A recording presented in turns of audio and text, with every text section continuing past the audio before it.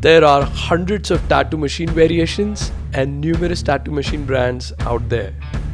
It is very difficult to choose the right tattoo machine unless you understand these three most important properties on which all the tattoo machines are built: the give, the stroke length, and the speed. Let's look into each one of these.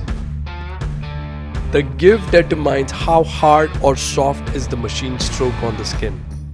It is about the impact or the hit of the machine.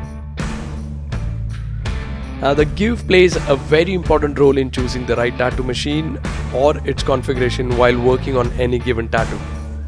For example, we need a softer give to do shading work, whereas a harder give for the line work. Now, give has to be considered in relation with the stroke length and the speed to get the desired output. Stroke length determines how much needle will protrude off the needle tip. It basically controls the needle depth. Artists choose various stroke lengths based on the design they choose to work on.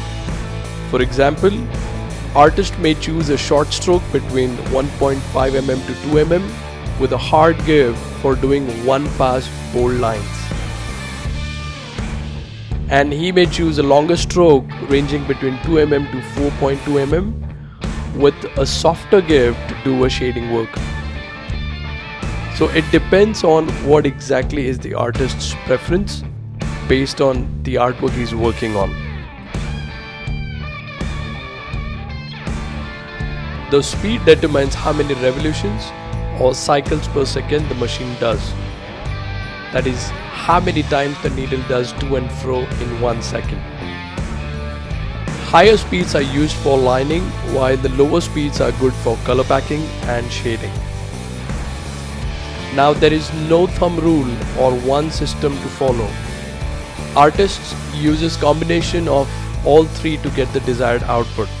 However, I will share the best practices later in this video.